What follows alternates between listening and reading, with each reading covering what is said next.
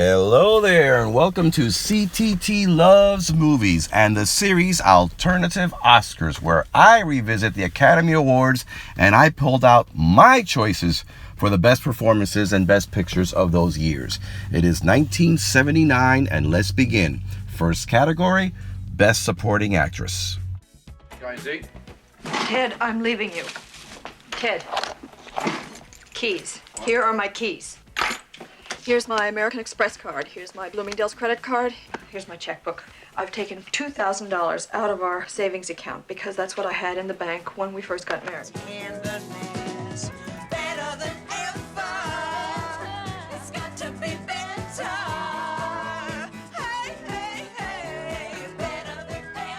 Wind up a bum.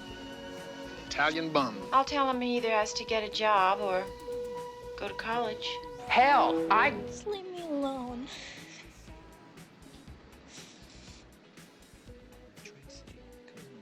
Leave me alone. To listen to his problems. Right. Hey, look! Billy, take that out of your hand. I'll get him. Now, not nominated but noteworthy were Season Hubley in Hardcore and Toni Collette in The Wanderers. Now, my choice may surprise you. My choice for Best Supporting Actress was Candice Bergen. And you might say, Candice Bergen over Meryl Streep? Yes, I found Meryl Streep that year to be a little bit too mannered, too concise, too precise. Everything was calculated. Candice Bergen really went out there and starting over. I mean, her performance, borderline parody. It was almost ridiculous, but she pulled it off. Now, she was restrained where she had to be restrained, and she went all out when she had to go all out. She is my choice.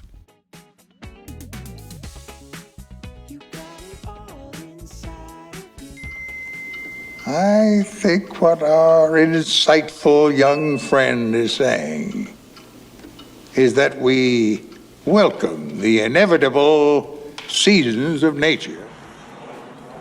Where are all my toys gonna be? At Mommy's. We're gonna take all your toys over there. Play your... I love the smell of napalm in the morning. You know, one time we had a hail bomb. Well, maybe it's yours. But you know, I spent all last night trying to catch this wild horse here. Huh? All night I spent.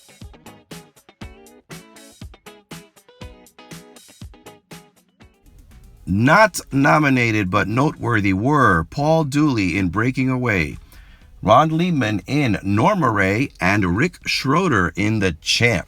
And now comes my choice for Best Supporting Actor. And that choice is Robert Duvall in Apocalypse Now. He was only on the screen for 15 minutes, but he gave the film a great pick-me-up. He was outrageous as Captain Kilgore, a man who feels right at home in the middle of the chaotic Vietnam War, loves his boys, obsesses over surfing. You see him walking around, ignoring all the bombs around him, fighting his war as if it was all personal.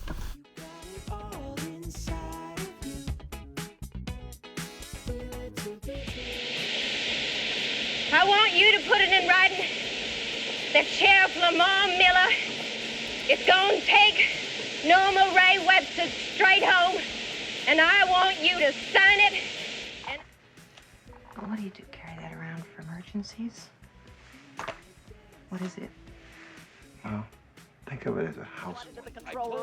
I told you he was out of control, he was dangerous, and they had no choice in the matter. Do you agree with that? Was Jack O'Dell emotionally disturbed? Flew 2,000 miles to get a divorce, and you remember to leave a grocery list? It's that Catholic upbringing. I majored in discipline. I got a little song I want to sing to you that I learned when I was just so high. I'm very tempted to give this award to Bette Midler.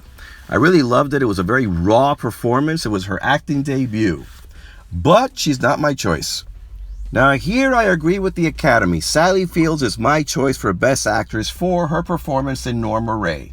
Playing a woman who doesn't even know that she's remarkable. She works in a mill, is a housewife, meets a labor leader from New York and suddenly realizes all the injustices that are going on at the factory where she works. She starts to organize a union. Now, Sally Fields goes through an array of emotions, but it's very subtle, very layered, but very natural. She is my choice.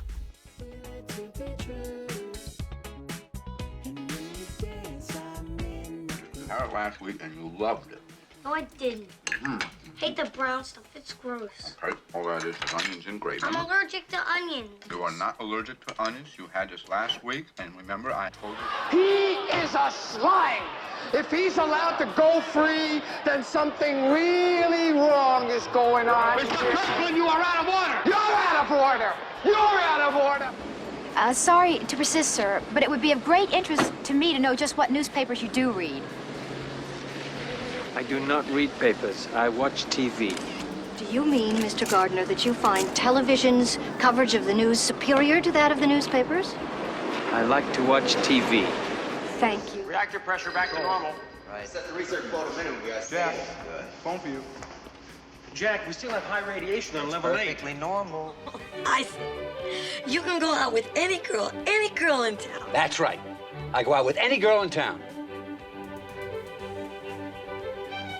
I stay in with you. Not nominated but noteworthy. Burt Reynolds in Starting Over. Nick Nolte in North Dallas 40. And George C. Scott in Hardcore.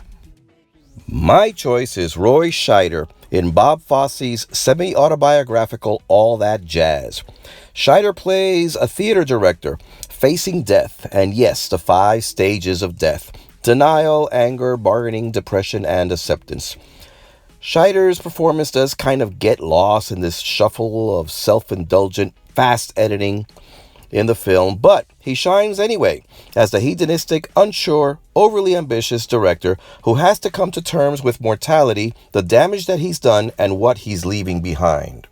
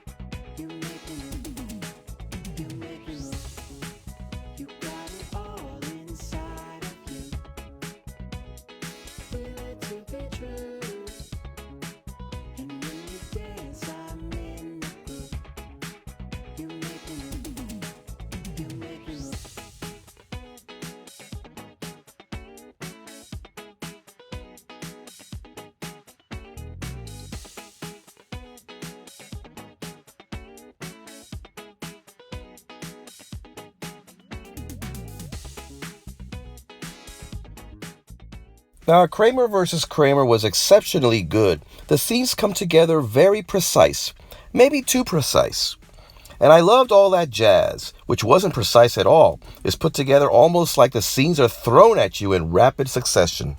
But my choice for Best Picture of the Year by far was Apocalypse Now. And this is despite not really caring for the ending that much. It was anticlimactic, and Marlon Brando frankly bored me. Nevertheless, the 3-hour journey was harrowing, impressive. It was spectacle upon spectacle. There were fade-ins and fade-outs, some images dissolving into each other, and we get swallowed up in this cinematography. The movie hypnotizes you. Many feel that the film is too ambiguous, as if director Francis Ford Coppola couldn't decide if he was making an anti-war film or a pro-war film. The midpoint battle sequence, the helicopter raid on the village, was exhilarating, horrible, funny, mind-blowing, and it still holds up today. We kind of reach a catch-22 over-the-top chaotic style that tells me that Coppola didn't quite fulfill his ambition. But no matter. Maybe one's dreams should exceed one's grasp. And this film is dreamlike. A nightmare, you might say. Unforgettable, a masterpiece. Okay. And the next video on this series will be, of course, 1980. In the meantime, send me your likes, send me your comments, or better yet, subscribe. This is CTT Loves Movies.